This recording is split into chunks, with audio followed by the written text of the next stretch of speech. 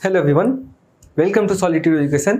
My name is Amit Reza. अब आज की इस वीडियो में हम जो डिस्कस करने वाले हैं वो करने वाले हैं वन वे और टू वे स्लैब का डिफरेंस। वन वे और टू वे स्लैब का डिफरेंस इसलिए मैं बताने वाला हूँ क्योंकि ये बहुत इंपॉर्टेंट टॉपिक है। कई बार इंटरव्यू में ये क्वेश्चंस पूछे जाते हैं। बिकॉज आप जब भी साइट पे काम करोगे तो आपको डिफरेंस पता होना चाहिए कि आपको कौन से स्लैब में क्या चीज़ें करनी है, कहाँ कौन से बार्स प्रोवाइड करने हैं, कैसे करने हैं, ये सारा कुछ आपको इस वाले वीडियो में बताया जाएगा। बीबीएस हम नहीं बता रहे हैं आज भी, क्योंकि बीबीएस इसके बाद एक लेक्चर आएगा उसमें बताया जाएगा। साथ ही एक और चीज जो मैं आपको बताना चाहता हूँ कि अगर आपने बीम और कॉलम के बारे में नहीं देखा है हमारे पिछले वीडियो को तो आप जरूर से जरूर देख ले। आपको बहुत ज्यादा अच्छी जानकारी मिलेगी जो आपको इंटरव्यू से लेकर साइट्स पे काम करने तक में आपको हेल्प करेगी। और अगर आप कॉलेज में अभी पढ़ ही रहे हो तब भी आपको एग्जाम्स में हर चीज में आपको वो हेल्प करेगी। तो आप जरूर से जरूर उस वीडियो को देख ले, आपको आई बटन में लिंक मिल जाएगा। ठीक है, तो इस वाले वीडियो को हम आगे कंटिन्यू करते हैं। तो जो पहला चीज आता है वो आता है वन वे स्लैब होता क्या है। तो अगर आप डेफिनेशन में जाओगे तो डेफिनेशन में हमें सिंपल सी बात कही जाती है कि वन वे स्लैब क्या होता है हमारा।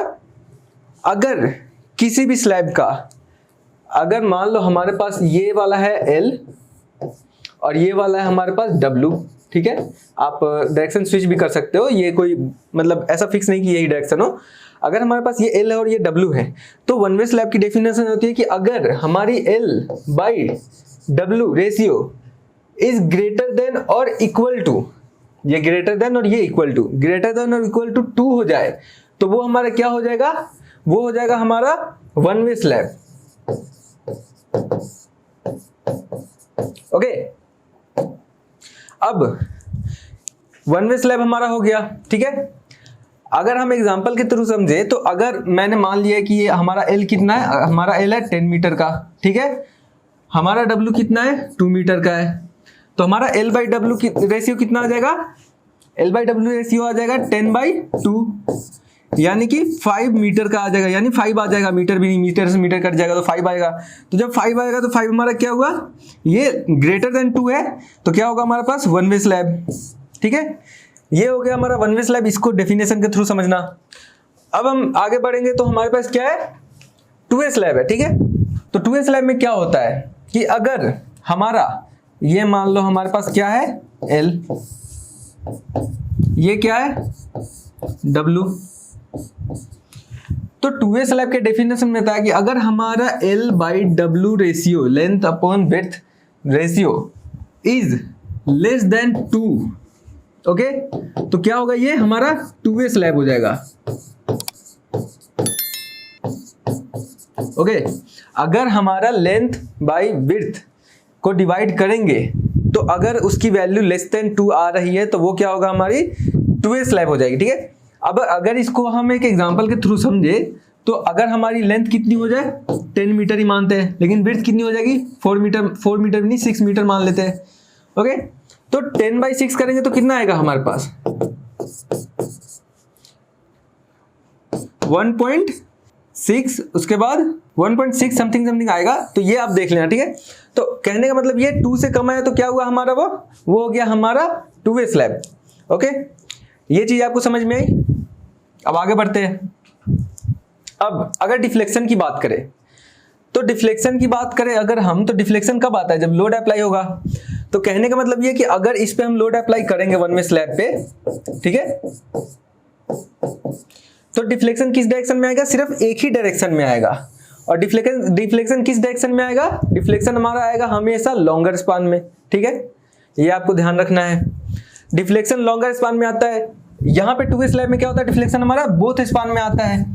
ओके, क्योंकि इसमें L/B का रेशियो क्या है, कम है 2 से। अब डिफ्लेक्शन के साथ एक और चीज जो आपको मैं बता देता हूं, अगर आप इसमें बार प्रोवाइड करेंगे, ठीक है, वन वे स्लैब या टू वे स्लैब दोनों में बार प्रोवाइड करेंगे तो वो कैसे करेंगे। अगर बात वन वे स्लैब की करें तो जो हमारा मेन बार होता है वो मेन बार किस डायरेक्शन में होगा, शॉर्टर स्पान में। ओके, वन वे स्लैब में मेन बार हमेशा शॉर्टर स्पान में होता है। मेन बार कहां होता है, हमेशा शॉर्टर स्पान में। ओके, टू वे स्लैब की बात करें तो यहां पे हम जो बार प्रोवाइड करते हैं मेन बार वो बोथ डायरेक्शन में होता है। मेन बार यहाँ भी होगा और यहाँ भी होगा। ओके, तो वन वे स्लैब में मेन बार हमेशा शॉर्टर स्पान में होता है, जबकि टू वे स्लैब में मेन बार बोथ डायरेक्शन में होता है। ये आप ध्यान रख लीजिएगा। ओके, अब अगर वापस हम पीछे चले तो एक चीज आपको मैं वापस से बता देता हूं, ये भी आपको ध्यान रखना है कि जो हमारा क्रैंक होता है, आपको क्रैंक पता है क्या होता है, जो यहाँ पे आपको दिख रहा है ना, ये एक बार ऐसे जा रही है, फिर थोड़ा सा नीचे, फिर वो नीचे से कंटिन्यू होते जाती है थ्रू आउट द लेंथ, उसके बाद थोड़ा सा साइड में जाके जहाँ पे शेयर फोर्स स्टार्ट होता है L/3 पे, वहाँ पे वो ऊपर हो जाती है। ओके, ताकि शेयर फोर्स को रजिस्ट कर सके वहाँ पे। अब यहाँ पे एक चीज आपको ध्यान देना है कि जो भी हमारा ये है स्लैब है, वन वे स्लैब, वहां पे जो क्रैंक बार होता है, क्रैंक कितने डायरेक्शन में होता है, बस 2 डायरेक्शन में। आप देख रहे हो एक इधर है एक इधर है। लेकिन वहीं पे टू वे स्लैब में जो क्रैंक बार होता है वो हमारा 4 डायरेक्शन में होता है। आप देख सकते हैं 1 2 3 और 4, यानी कि हर डायरेक्शन में हमारा यहाँ भी क्रैंक है, यहाँ भी है, यहाँ भी और यहाँ भी क्रैंक बार है। तो कहने का मतलब ये है कि जब मेन बार प्रोवाइड कराते हैं तो टू वे स्लैब में और वन वे स्लैब की बात करें तो क्रैंक बार वन वे स्लैब में 2 डायरेक्शन में होता है, जबकि टू वे स्लैब में 4 डायरेक्शन में होता है। ओके, यहां तक आपका क्लियर हुआ? ठीक है, अब आगे बढ़ते हैं। अब अगर कुछ एग्जांपल्स की बात करें तो वन वे स्लैब में क्या एग्जांपल आ जाएंगे, L/B अगर कम है तो हमारे पास सबसे पहले क्या आ जाएगा, छज्जा। ओके, ये छज्जा हमारे पास आ गया वन वे स्लैब का एग्जांपल। छज्जे के साथ क्या आएगा हमारे पास, बरामदा। ये बरामदा आ गया। अब देखो बरामदा आपने देखा होगा कि बरामदा का जब भी आप कंस्ट्रक्शन देखोगे तो आपको देखने को मिलेगा कि वो अलग से ऐसे कंस्ट्रक्ट किया जाता है, उसमें क्रैंक बार, ये लेंथ बहुत ज्यादा होती है, इसके बाद यहां से यहां तक स्लैब्स होते हैं। ओके, जब भी आपने ऐसे बालकनी के ऊपर ऐसे देखा होगा बरामदा आपका, तो ये क्या होता है, इधर स्लैब होता है, इस साइड से अलग से कंस्ट्रक्ट किया जाता है इसको, इसके बीच में बीम होता है, यहाँ पे एक बीम होगा और ये कॉलम्स है, इसके बाद ये वाली पूरी पोर्शन अलग है।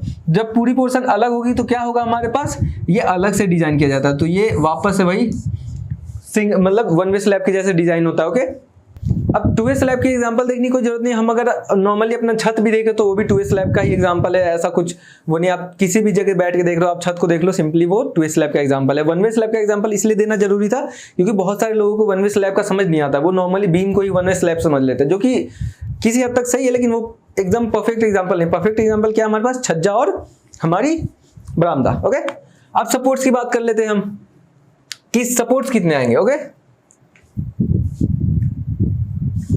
सपोर्ट्स की बात करें तो हमारे पास देखो वन वे और टू वे दो स्लैब है। वन वे स्लैब हमारा जब भी होगा वहां पे सपोर्ट देखो आप बस 2 डायरेक्शन में होगा। क्यों? क्योंकि जिस डायरेक्शन में बेंड होगा उसी डायरेक्शन में हम सपोर्ट देंगे। ओके, तो इसीलिए बस 2 डायरेक्शन में सपोर्ट होगा, यानी बीम का सपोर्ट। ओके, कॉलम तो आपका 4 होगा ही कॉर्नर्स पे। टू वे स्लैब में वहीं पे जब स्पान हमारा बहुत ज्यादा है तो हमारे पास क्या हो गया, हमारे पास चारों डायरेक्शन में हमें सपोर्ट चाहिए था, तो हमने चारों डायरेक्शन में बीम दिए। आपने देखा था जो बेंडिंग होता है, बेंडिंग वन वे स्लैब में बस 2 डायरेक्शन मतलब एक ही डायरेक्शन में होता है और टू वे स्लैब में 2 डायरेक्शन में होता है। तो जब बेंडिंग एक डायरेक्शन में होगा तो उसको रजिस्ट करने के लिए बस उसी डायरेक्शन में दोनों साइड हम बीम दे देंगे तो हमारा बेंडिंग रजिस्ट हो जाएगा, जो कि यहाँ पे किया गया है। ओके, वहीं पे टू वे स्लैब में हमने देखा था बेंडिंग बोथ मतलब हर डायरेक्शन में होती है चारों तरफ, तो चारों तरफ होगी तो हमें बीम हर तरफ देना होगा। तो ये आपको समझ में आ गया। ओके, अब आगे बढ़ते हैं। अब वापस से अगर वन वे और टू वे स्लैब की बात करें हम, ओके, तो कुछ चीजें जो आपको ध्यान रखनी है। पहली चीज क्या होती है कि वन वे स्लैब में और टू वे स्लैब में अगर आप देखोगे ध्यान से तो जो हमारा वन वे स्लैब है, वन वे स्लैब में हम क्या करते हैं, जो स्टील्स होता है आप देखोगे यहाँ पे टू वे स्लैब के कंपेयर में स्टील कम है। तो जब स्टील कम होगा हमारा टू वे स्लैब के कंपेयर में तो इसकी थिकनेस क्या होगी, थिकनेस हमेशा इंक्रीज होगी। ओके, जब भी स्टील कम होगा तो लोड रजिस्टर करने के लिए हम क्या करते हैं, थिकनेस बढ़ाते हैं। थिकनेस बढ़ाते हैं मतलब एज लाइक बीम, बीम में हम क्या करते हैं, स्टील कम रहता है तो क्या करते हैं, थिकनेस बढ़ाते हैं। सेम एज अगर वन वे स्लैब में जाएंगे तो स्टील हमारा क्या होता है, कम होता है, तो थिकनेस क्या होगी, इंक्रीज हो जाएगी। ओके, वहीं टू वे स्लैब में हमारा क्या हो जाएगा, टू वे स्लैब में हमारा थिकनेस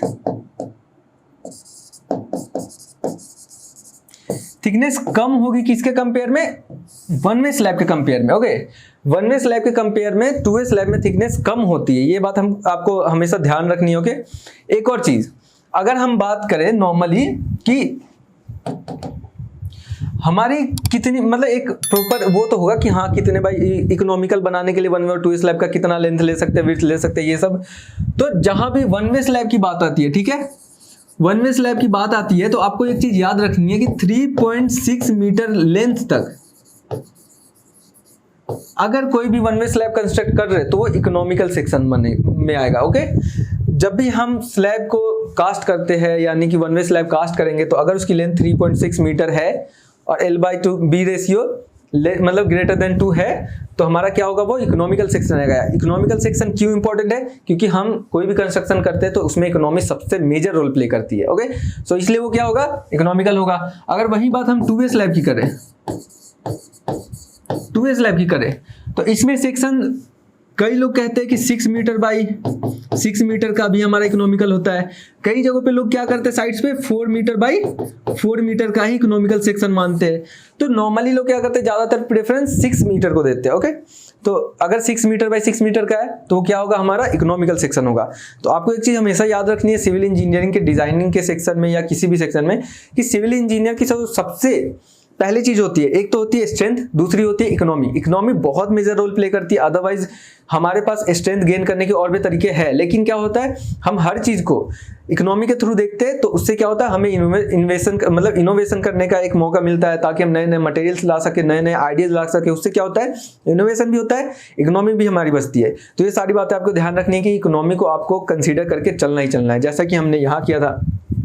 तो ये हो गया हमारा वन वे और टू वे स्लैब का कंप्लीट। आप साथ ही बीबीएस आने वाली हमारी, तो हमारे चैनल को सब्सक्राइब कर ले ताकि आने वाले टाइम पे आपको बीबीएस की भी वीडियो मिल जाए, जो सबसे इजीएस्ट वे होगा मैं उसमें समझाने की आपकी पूरी कोशिश करूंगा। ओके, सो ये बात भी आपको ध्यान रखनी है। साथ ही अगर आप किसी भी तरीके की तैयारी कर रहे हैं एग्जाम से रिलेटेड, चाहे आपको कोई सॉफ्टवेयर सीखना हो सिविल इंजीनियरिंग का, डिजाइनिंग से लेके प्लानिंग तक का, इवन 3D रेंडरिंग वगैरह सारा कुछ, आपको हमारे एप्लीकेशन सॉलिट्यूड एजुकेशन पे वो सारी चीजें मिल जाएगी। ISO सर्टिफाइड सर्टिफिकेट्स मिलेंगे, तो आपको वो चीज भी टेंशन लेने की जरूरत नहीं है। आप बस हमारे एप्लीकेशन को डाउनलोड कर ले और इनरोल कर ले, आप अपने अकॉर्डिंग जिस भी आपको प्रोजेक्ट में लेना है।